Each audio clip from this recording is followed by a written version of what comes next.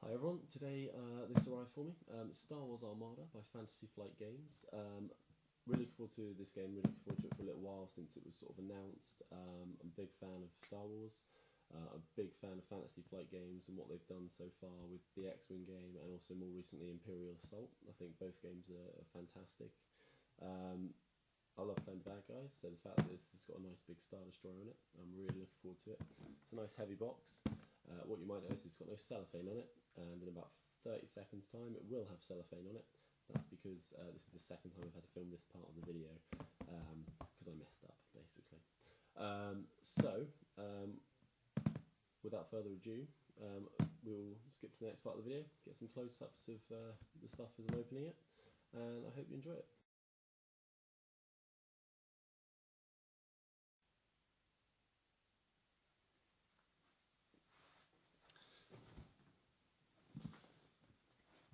Okay, so we're going to get the cellophane off now and see what we've got inside.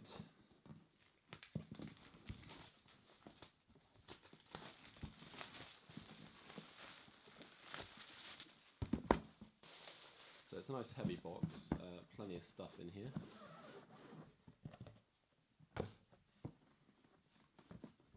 So as we open it up, we have a learn to play guide and lots of tokens. Any players of X-Wing are going to be used to these. Very similar artwork actually on them. You've got some debris fields, some asteroids, plenty of numbered tokens.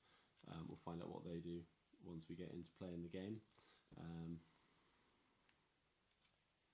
think there's also a second rule book in there as well, probably the advanced rules.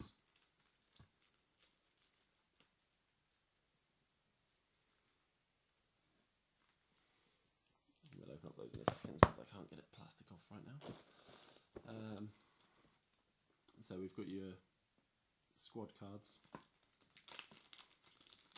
These are almost identical to the cards you would find in X-Wing. So you've got named characters as well as the generic squadrons as well. Again, players will be familiar. If you've played X-Wing, you probably know Howlrunner as an X-Wing character as well, and you've got Luke Skywalker as an X-Wing pilot.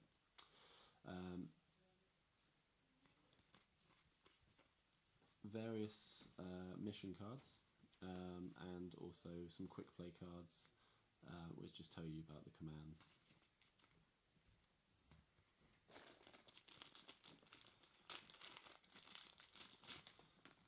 We have then got the ship upgrade cards and damage cards as well.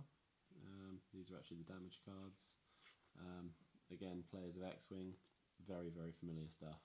You can tell it's by the same company, and they're sticking with a tried and successful method.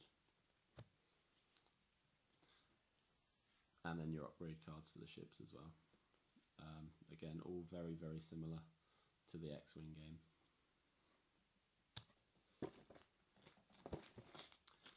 Right, so here we have, oh my god, your ships, your fighters. It's a tiny little bag of fighters. There's quite a few in there.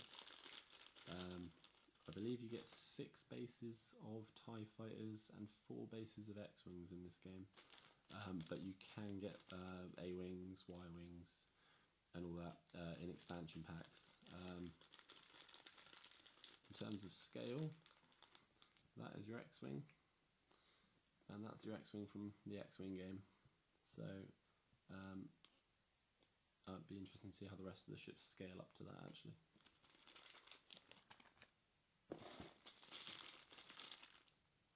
Here we have the bases for the fighters. I think it's 3 fighters per base. I'll have to look how those go together later. Base for one of the capital ships. I presume that is the Star Destroyer. 2 more bases for capital ships. I assume that's going to be the Rebel ships. Again, ship cards. All the different types of ships you can take. So there's 2 versions of each ship that are various points costs.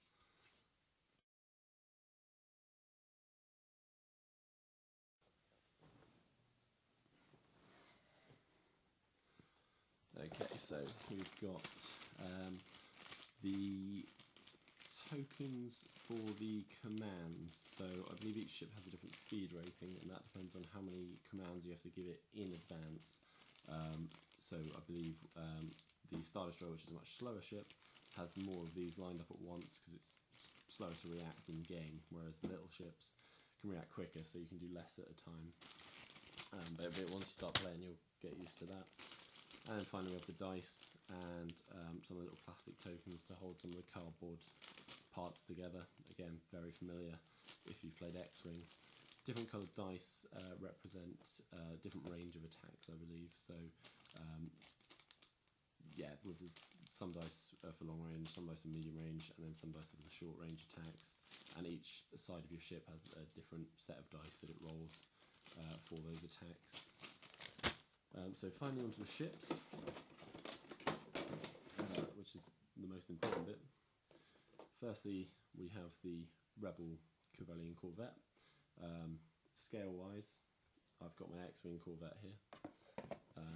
As you can see, the sizing is massively different, but the detailing on the miniature is actually really nice for such a small miniature. The Corvette isn't to scale in X-Wing. I'm assuming in this game it is,